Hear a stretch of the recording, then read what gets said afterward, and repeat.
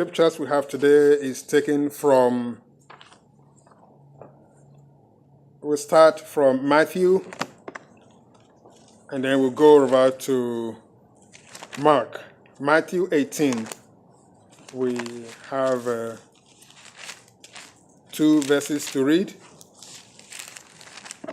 there, and then Mark has a longer version of the same, should I say warning or admonition? I think it's a warning, so that's what it is. And Matthew 18, 8 and 9. Brother Josiah, please. And then once we are done with that, we'll go to Mark 9, 42 to 50. Let's see. Let me see if we should.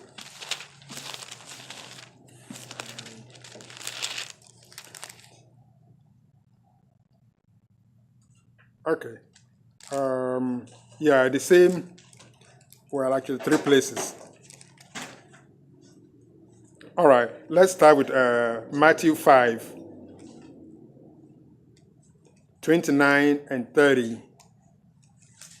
And then the one for Matthew 18, we can skip that and go to Mark.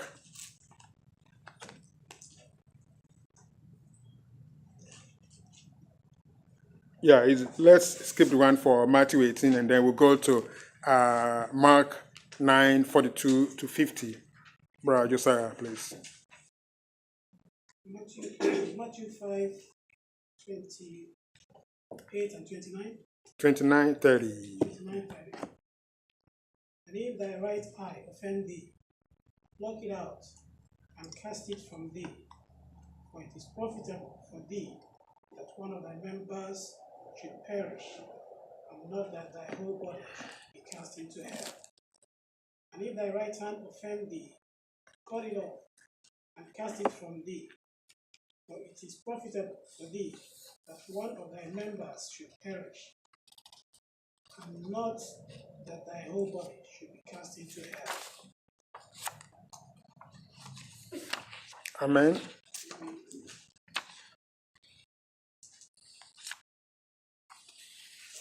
Then we go to Mark 9, 42 to 50.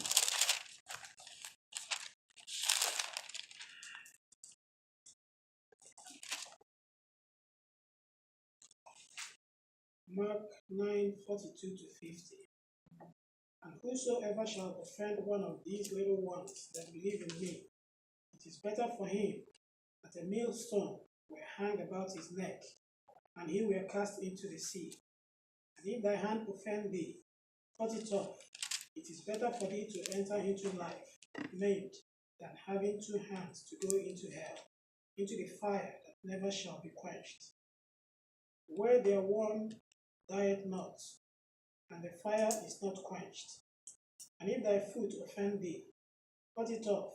It is better for thee to enter hot into fire, into life, than having 2 feet to be cast into hell, into the fire that never shall be quenched, where their one dieth not, and the fire is not quenched. And if thine eye offend thee, pluck it out. It is better for thee to enter into the kingdom of God with 1 eye, than having 2 eyes to be cast into hell fire, where their one dieth not, and the fire is not quenched. For every one shall be salted with fire, and every sacrifice shall be salted with salt. Salt is good, but if the salt have lost its saltness, wherewith will ye season it? Have salt in yourself, and have peace one with another. Amen. We may be seated. Thank you.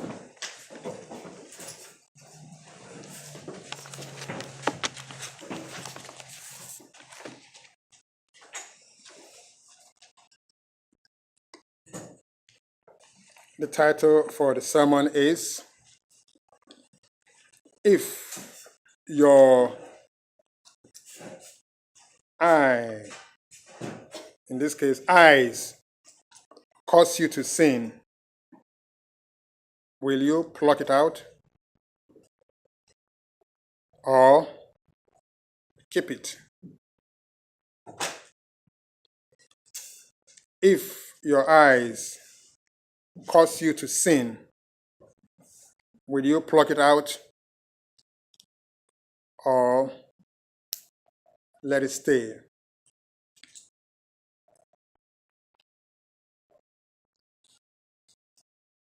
Most of us, or many people, or many Christians, we should say, would proudly respond and say, no, they won't pluck out their eyes when it causes them to sin. Because I need my eyes to see. And that is a problem. That is the issue.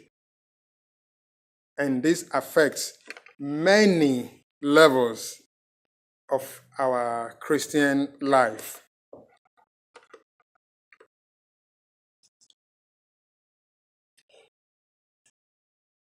We know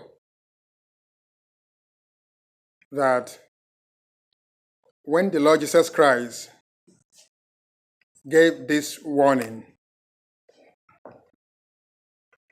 it sounded extreme, was it not? It is extreme.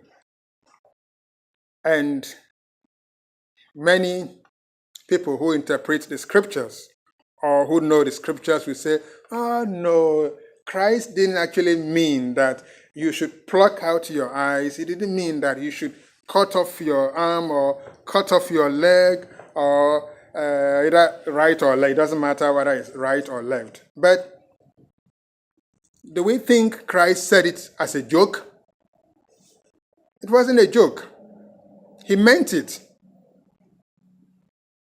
But how much have we excused ourselves and say that, oh, that was a metaphorical speech and he didn't actually mean it, and so you don't have to do that. You don't have to do that. And that is a problem that has plagued the church, the family, society, community. Look at Commonwealth of Virginia, the state I come from. Look at the governor. The governor is a doctor, and he is encouraging infanticide, killing baby while the baby is on the table. And there was a little uproar. And what happened? It died down. And then later, what happened? They said he had a picture of KKK, because he took a picture with a black face and all of those things or something like that. And that they raised a lot of things that, oh no, he should resign. He should resign because of that black thing, but not about the infancy, the statement he made about killing a baby. For things about society, which is just black, and it is bad. I'm not saying that was good in any way, but both the one about the baby is even more. That can take him to the lake of fire if he doesn't repent. But it's been brushed off, and they are only talking about the blackface. That is. And the governor of New York is in the same way. He's going to the lake of fire, based upon what the scriptures tell us here. He has signed a bill, to promote abortion, whether it's late term or it doesn't matter. Whatever bill it is, when you are encouraging abortion, no. So that is what we need to start examining. When the Lord Jesus Christ made that warning, says, if your right eye causes you to sin, And in the past few weeks, we've all had it. We've raised the topic. If your heart or mouth causes you to sin, would you resist? If your body takes you into sin, would you say no? Because your body is taking you to the lake of fire. That's what the Lord Jesus Christ is saying. If your right eye causes you to sin, pluck it out and cast it away from you. It is more profitable for you that one of your bodies or one of your members is off. It's good to go to heaven, handicapped, one arm, one eye, or crippled because you refuse to sin,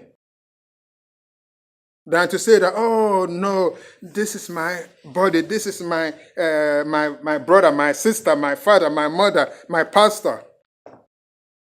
And so we have to excuse. And that's what God is telling us. God is asking us. If we start or continue excusing sin, and what did God say?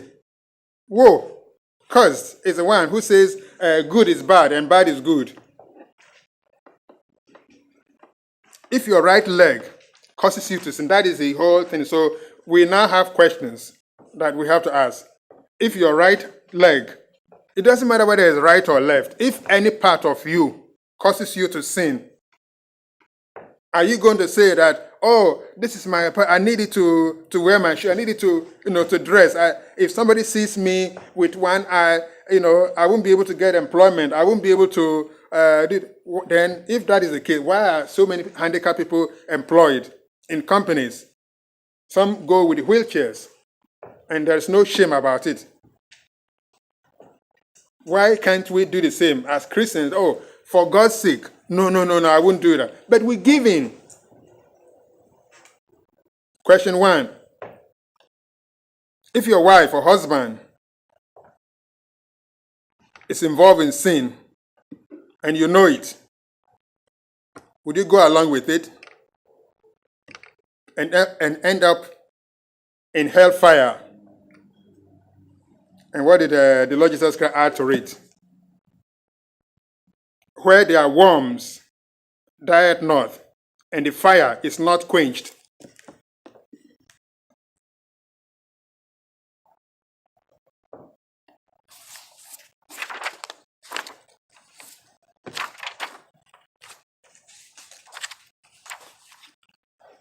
Number 2, if the Lord Jesus Christ says it is better to cut off your eye, remove your leg, cut off your leg, or pluck out your eyes and go to heaven, than to continue in that sin, that thing that causes you to sin and end up in the lake of fire. Question 2, which is tied to question 1, or any, says, if God has said, he who covers his sin will not prosper, but he who confesses and forsakes them will receive forgiveness and deliverance, but the person covers the sin, will the person get to heaven?